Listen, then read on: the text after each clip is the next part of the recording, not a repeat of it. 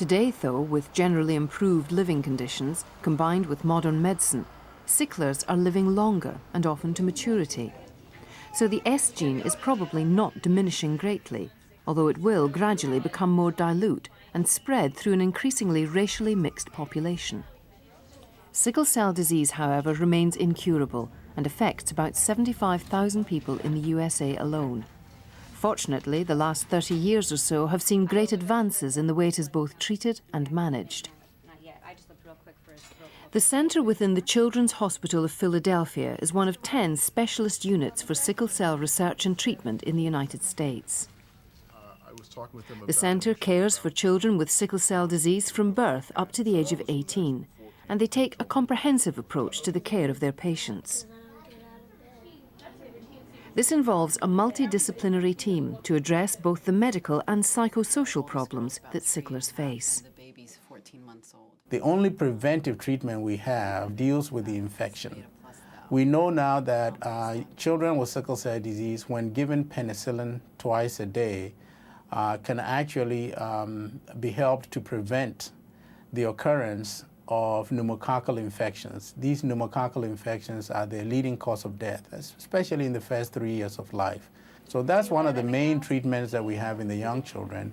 We also have to educate the family very well about the signs and symptoms of infection, because even with the penicillin prophylaxis and even with vaccines that we give them, the children can still get sick from these infections and die from it.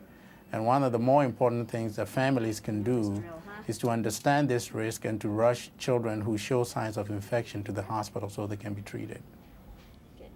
A lot of people don't really know what sickle cell is unless you talk to them or explain it to them. They don't know what it is. Because I had to inform the school what sickle cell is so that they can look for different things when Kevin goes into crisis or if he have headaches or get a high fever, to let them know that they have to alert me. As a result of improved treatment and care of sicklers in childhood, their life expectancy has increased dramatically in recent years.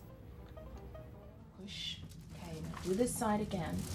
All right, very good. Can you put your arms up for me? Don't let me push this side down. Sickle cell disease now is a much different disease than it was 40 years ago. Within the last 40 years, we've understood and realized the importance of penicillin prophylaxis. We've understood the importance of newborn screening and early identification.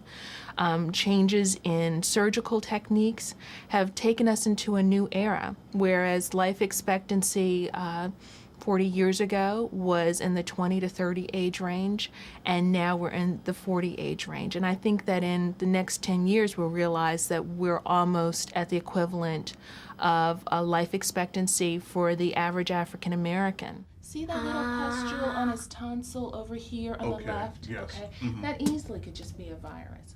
In the United States now, 44 out of the 50 states have added testing for sickle cell disease to their newborn screening programs. So this is a program that we think is very important, and we really believe that throughout the world where sickle cell disease is common, newborn testing programs should be implemented. Dr. Ohini Frempong and his team have helped to set up Africa's first newborn screening program in his native country of Ghana. Based at the Komfo Anoche Teaching Hospital in Kumasi, the program is modelled on the one in Philadelphia. They hope to identify sicklers at birth and improve the treatment that is offered to them, as well as to find out more about the way the disease develops in African children.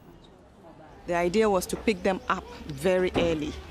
The children who will be picked up in this study will be followed up so that the natural history of the disease will be followed. Because so far in Africa, what we've done is we've had sickle cell clinics where people come to the clinic, but we haven't had a cohort that we follow them through to find out what happens to them. Because not much is known about what happens to the children, like the first 5 years of life.